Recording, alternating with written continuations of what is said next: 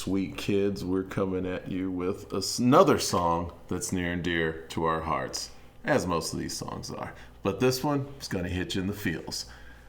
Time After Time by the illustrious Cyndi Lauper. Cyndi Lauper, man. And this song was part of our childhood. And let me rephrase that. Cyndi Lauper was part of our childhood. When she blew up with this album, Ken, you could not escape Cyndi Lauper. Oh my goodness. She's So Unusual was the album. This album was so big. Okay, so this was elementary school when this came out, fourth grade. Fourth grade. I could not listen to the song Girls Just Want to Have Fun until our senior year. Why? Because it was everywhere. Oh, you mean you were just tired of it? You had it retired. Yeah, I had to put that song away. It's still retired for me. This song, however, the day I retired this song is the day they lowered me into the ground. Because this song is so powerful. It's a strong song, man. And it has to do with Cyndi Lauper's voice. Right? Oh, again, because as you're saying about unique voices, this is a unique voice. When you hear her voice, there's no mistaking that this is her. Instantly identifiable. That's Cyndi Lauper's voice. Now, I was researching, and that means going on Wikipedia. And it said on Wikipedia that her vocal span is from a G3 to a C5 in the song. What does that mean, Ken? On the piano, so there are 88 keys. I forget how many octaves, but that's her octave range. Okay. So from the third. So that means she's able to go low to high, right? Yeah. Yeah. Okay. Not extremely high, but she has some depth. Right. And this album, though, let's cycle back. This album, She's So Unusual, 16 million copies worldwide. I mean, that's a huge album by any stretch. It's one of the biggest selling albums of all time. I contributed. Did you really? Did you have this one? Yeah. I even went out and got it on CD. Oh, man. So I still have it. See, my cousin Melissa, this is a shout out to my cousin Melissa. When she was a kid, she had this, and me and her brother, we used to abuse her. We used to pick on her when we were kids. That's what kids do. Kind of push her around. Move, kid. But yeah, she had this. Now, I'm going to admit, this is not my favorite song on the album. My favorite song on She's So Unusual is All Through the Night, which to me, that hits me in the feels, right? That's my favorite song. But this is the hit, man. Number this one. Was the chart topper. Number one. And Cyndi Lauper at that time had this look about her, right? Had that like punky look, the crazy hair, the outrageous outfits, that annoying squeaky voice that she spoke in. Not her singing voice, but the voice that she spoke in. And I'm so glad she grew into a mature adult female voice. But yes, it was. But that charisma could not be denied. Oh yeah. And it was a perfect antithesis. Woo!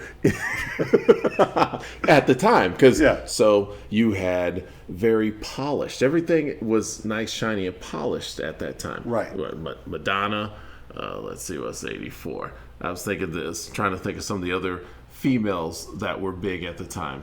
Oh my God, I'm drawing a blank. Maybe Berlin. Berlin. Let's even go with the Go-Go's. So you got Belinda Carlisle. But point is, you had other leading ladies who were out front. No one looked like Cyndi Lauper. No one looked like her. And the beauty of it, I think, why people could identify not just the girls our age in high school, is the fact that she was authentic. There was nothing made up there as far as shallow. That was her voice. That was her hair. It just like the title, she did look unusual. She was unusual. She owned it. She had that freak flag, and she flew it high. It still does, but I love it because that's her.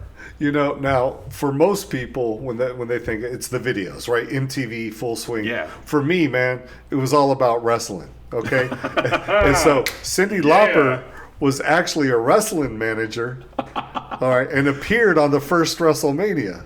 Okay. Yes, that's right. She did. Yeah, she was in the wrestling. So for me, as a child, watching wrestling and Hulk Hogan and Mr. T and all that. Yep. for me, Cyndi Lauper was all over the wrestling stations. Yeah. And just watching her, on the wrestling programs was just like, okay, you had Mr. T, another pop cultural icon of the from 80s. the 80s. Cyndi Lauper, mixing with, guys like Hulk Hogan and Rowdy Piper. Piper. Right. And being shown on MTV. So they would have like wrestling specials on MTV. And so for me, you'd have Cyndi Lauper having wrestlers appear in her videos. And Captain Lou Albano. So he appeared in the Girls Just Want to Have Fun. Playing her dad. And then the Goonies video. Goonies Are Good Enough. Yep, if you remember that. Yep. And so for me, Cyndi Lauper was more about that wrestling connection just as much as that MTV connection. Because at this time, 84, it's Twisted Sister, We're Not Going to Take It, Yep. right? It's Cyndi Lauper, it's Prince. Van Halen. It's Van Halen, Jump. It's, who else? Come on, help me out. Spit it out. Madonna, Prince. Borderline, Lucky Star, right? because Purple Rain. Obviously, Michael Jackson's Thriller still Yep. has legs at this time. Yeah. Lionel Richie, Dancing on the Ceiling. I mean, we're just being bombarded with all of these mega stars. And Billy MTV Joel, is Innocent helping Man. to build and grow. And Right. Yeah. Yeah, I mean, MTV was a huge force in all these artists we've named, and this song, this video. But not all of those songs, I wouldn't say that they don't have lasting power, but a lot of them sound dated. True. To be True. true. No, I mean, you're it's just correct. like, okay, this takes you and I back to our childhood, watching MTV, watching wrestling, whatever, Yep. but not time after time. Yeah. Because it just has that depth Yes. that a lot of songs that, and it does not sound dated. Keep going. No, you hit on the head, and the interesting thing, because it sounds dated, but it transcends Right. the period, the era. And there's only one part of the song that sounds slightly dated, and that's the synthesizer that's kind of underlying, which almost every 80s song, that was the prerequisite to be an 80s song, is you had to have that underlying synthesizer kind of droning on, right? Yep, our page 8 is synth going. But that little jangly guitar going on, that bass line, and Ken, we've talked about this so much, about these bass lines that just pop out at us, song after song, especially for these 80s songs. Yep. And I never thought about it that way, but you remove that little bit of synthesizer and you play this song, and it doesn't sound dated. It's that little synthesizer that was mandatory in the 80s. It was required by law. You remove that, and you wouldn't be able to tell me which decade this song came from. Now, I could be out in a dream. I think but you are. Keep I going. do recall at one point seeing a live performance clip of Cyndi Lauper performing this song in like a bluegrass arrangement, or bluegrass, not necessarily bluegrass, but she also plays auto harp. So her doing this song, because again, if you have a solid song, if you've written a great song, like in this case, I'll go off and say this is a great song. Right. You can take it and arrange it in pretty much any style, and it is going to be solid. Now, more importantly, not just any style, but you can strip it down to basic bare bone instruments. And if it's a great song, it's a great song. And we talked about that last week when we talked about Bizarre Love Triangle. I made no... there's no denying that I did not like that sound. This right? is true. True story. And then we talked about when Frente stripped down Bizarre Love Triangle with just the acoustic guitar and the singing. Yeah, Undeniably great melody. Yeah. Can't take anything away. And like with this one of the things I liked about this, okay, so, right, musician, jazz, that's my background. And I remember back in the day, around 85, Miles Davis got a hold of this song. I've never heard that version. You're going to love it. So, after this show ends, I'm going to listen to it. Oh. Like, we're taking 5 and we're listening to Miles Davis. Yep. Okay. And because he was a fan of a solid melody. So that's what would catch him. And this song, of course, is going to grab you. If you can hear, this song's going to grab you. And to be fair, Miles Davis has played with some of the greatest musicians of all time. Oh, yeah. And I'm not even a big jazz guy, and I appreciate Miles Davis. Yeah. Yeah, exactly. I mean, you know the strength from the name. You know that. Right. So if you tell me, hey, Miles Davis played this, I'm going to take the time to listen. As long as it doesn't have that little synthesizer underneath it. Now, I can Go. What did you say? I can honestly say I like the Miles Davis version. My favorite version or my favorite cover of this song is by a duo, Tuck and Patty. Who? They're a married couple out in California. Okay. Patty, she sings. Her husband Tuck Andress, he plays guitar. This is a bad, bad man. So do I have to listen to the Tuck and Patty version too? You do, because Okay.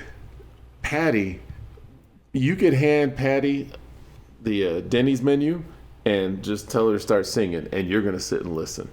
And so, yeah, you put them together, it's fantastic. Okay. So if you're listening out there, if you'll do me a favor, listen to the Cyndi Lauper version. I'm going to include links for the Tuck and Patty version and the Miles Davis version. And if you have the time, listen to all three versions and let us know which version that you prefer. For me, the only version I know is the Cyndi Lauper version. That's been good enough for me. But let me talk about Cyndi Lauper as an artist. I love this. Because as I got older and I reflected on my childhood, I always looked at Cyndi Lauper as kind of a joke. And I'm not saying that to insult her. It's just how I perceived her as a child, as I grew up. And from everything we had coming at us, because the from funny wrestling videos, and the wrestling, the Yeah. annoying voice, everything. Yeah. And then when we were in middle school, she came out with True Colors. Oh, yes. Right? Yep. And that was like serious Cyndi Lauper. And I want to be a respected artist, right? But I still looked at her as a joke. I didn't take her seriously, okay? It wasn't until after 9/11 happened and the tragedy of 9/11, they did a benefit for the fallen and the policemen and the firefighters who had lost their lives.